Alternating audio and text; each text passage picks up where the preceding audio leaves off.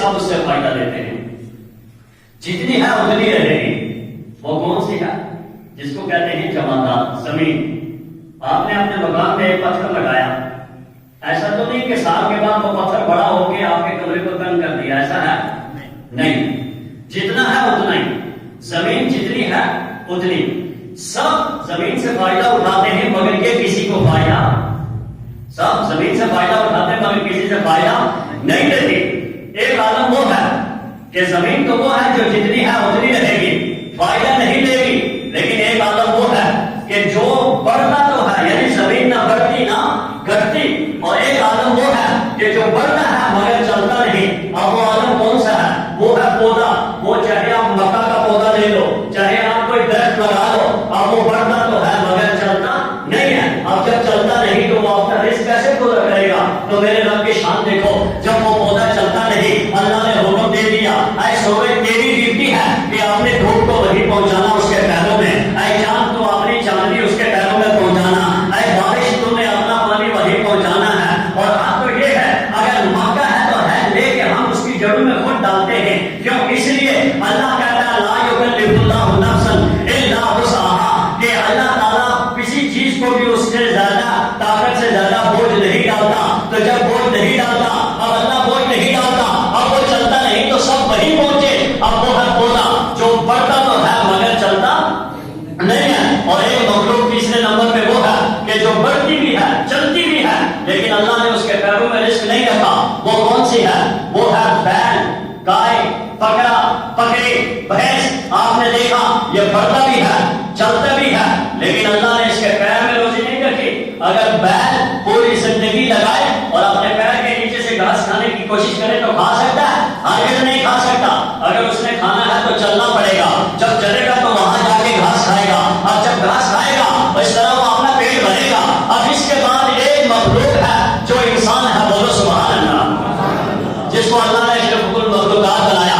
اب ذرا ایمانداری سے آپ بتاؤ، بیل کے لیے کوئی رکاوٹ تھی؟ بولو کوئی رکاوٹ تھی؟ نہیں تھی۔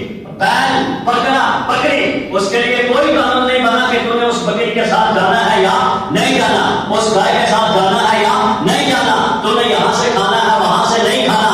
لیکن حیوانوں کے لیے نہیں، لیکن انسان کو جب پیدا کیا انسان کے لیے قانون بن گیا، اے انسان تو حلت و حرمت کو اپنی نظروں کے سامنے رکھ۔ جب تو پانی پیے دیکھ کے تو حلال پی رہا ہے یا حرام پی رہا ہے، جب تو آگے زمزم پیے تو سبحان اللہ، شراب کو ہاتھ نہ لگانا، جوئے کو ہاتھ نہ لگانا، بدکاری کو ہاتھ نہ لگانا، بے حیائی کو ہاتھ نہ لگانا۔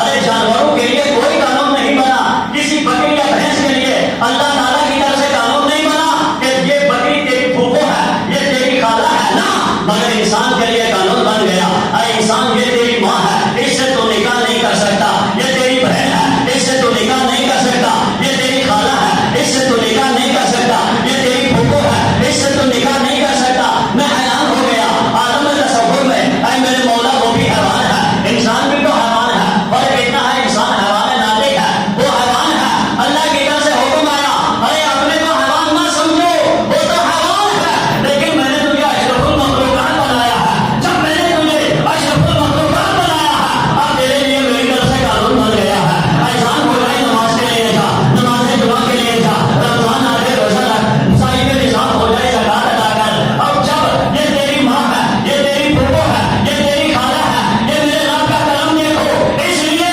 کہ انسان 18,000 مخلوقات میں سب سے افضل جس مخلوق کا نام ہے وہ ہے انسان۔ سبحان اللہ، بولو زور سے، وہ کون ہے؟ زور سے بولو بھائی، وہ کون ہے؟ انسان۔ تو اپنی تعریف سن کے آپ کو اچھا لگا؟ خاموشی سے لگ رہا ہے یہ کسی اور انسان کی بات ہو رہی ہے؟ اب ہم ہی ہیں انسان۔ دیکھو اللہ نے ہمارے لیے کتنا بڑا کرم کیا ہے۔ ہماری ماں کو عزت کس نے دی؟ اسلام نے۔ بہن کو عزت کس نے دی؟ بولو۔ پوری فیملی کو عزت کس نے دی؟ اسلام نے۔ اگر اجازت ہو تو میں آپ کو ایک بات سنا دوں۔ ہر دور میں کچھ لوگ حاسد ہوتے ہیں، حاسد سمجھتے نا، حسد کرنے والا۔ ایک بادشاہ کو علماء سے بڑی محبت ہوتی تھی، جب بھی کوئی عالم ان کے پاس جاتا تو وہ بادشاہ کچھ نہ کچھ تحفہ دیتا، تو جب تحفہ دیتا تو بادشاہ کا وزیر تھا، اس سے دکھ ہوا کہ یار یہ کیا کر رہے ہیں، یہ ان علماء کو کیوں تحفہ دیتے ہیں؟ تو اس نے کہا کہ بادشاہ کو اگر ہم ڈائریکٹ کہیں کہ علماء کو تحفہ نہ دو تو بادشاہ غصہ کرے گا، لہٰذا بادشاہ کے سامنے ہم ان کو ایسا سوال کریں گے کہ جس کی وجہ سے بادشاہ بدگمان ہو جائے اور تحفہ دینے سے باز آ جائے۔ یہ میں کس بات بتا رہا ہوں، ہر دور میں ایسے لوگ ہوتے ہیں۔ ایک دن بادشاہ کے سامنے وزیر نے سوال کر دیا عالم سے، جب نذرانہ دیا تو جب ہاتھ میں پکڑا تو کہا میرا ایک سوال ہے۔ بادشاہ نے کہا کیا؟ کہا سوال یہ ہے کہ آپ بتائیں کہ یہ جو بادشاہ سلامت ہیں ان کے ہاتھ کی ہتھیلی پہ بال کیوں نہیں ہے؟ سوال سمجھ میں آ کہ بادشاہ کے ہاتھ کی ہتھیلی پر بال کیوں نہیں ہے؟ ارے کیا اللہ تعالیٰ کی پیداوار ہے، جس رنگ میں وہ پیدا کرے سبحان اللہ، لیکن سوال تو اپنی جگہ سوال ہے۔